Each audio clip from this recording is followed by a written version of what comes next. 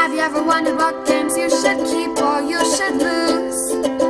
Find out here at Purge Reviews. Continuing with my series of looking at the scenarios from Night of the Living Dead, board game published by CMON, which is based on a Zombicide game.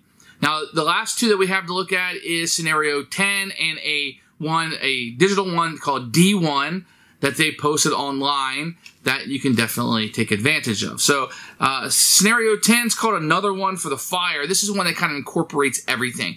If you're going to play a one-off, this is exactly where you would go. And I played a one-off with a buddy. This is exactly where I went. It kind of has everything. So you pull up in a car, and you need to search. You need to get the spawn points together. So it kind of brings all of the scenarios together in one and gives you something fun to play. I really like the scenario. And there's some strategy and luck into it. I find the game rather easy. The car makes things really easy in this one.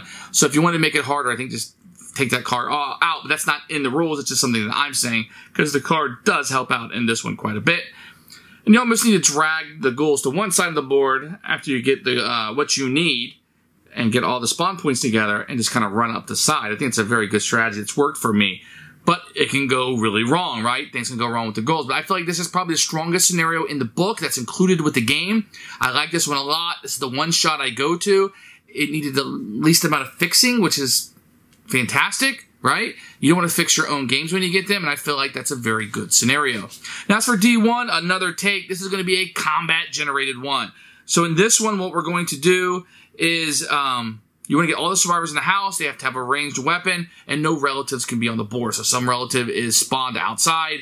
You're going to be in a screwy situation that you're going to be in, and you want to do that. So this is more like an action-packed one. You want to take this game, and you want to do some action. There's going to be a lot of ghouls on the board, a lot of shooting, a lot of fighting, risking your life. I feel like this is something they did. Now, they brought this out, and I wish they would have taken a little bit more time with the scenarios in the book or commented on some of these that come out, but I am grateful that there are more things coming out. Power Rangers for Renegade Games has done a great job of bringing scenario after scenario after scenario out, and I really think this helps the game to continue to submit this information to the fans. And I feel like this 10 and D1 are probably the two best ones in the book. They feel like the fully formed game that you're wanting to play. The rest of them almost kind of seem sometimes like as tutorials, where this is where you're jumping into the real game and enjoying it. It's not D1 is not a slave to the source material at all.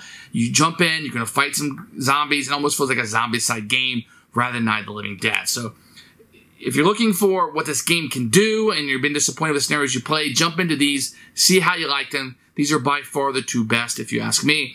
And 10 in particular is my favorite. That's the one I pull out. So, when it's a one-shot, that's the one I'm going to pull out and show you and use it to teach the game. Like it very much. Overall, had fun with the game. Disappointed with the work that went into scenarios. I wish they were better. I wish they were stronger since we only have 11 at this point. But it is what it is. And for me, these are the best of the bunch.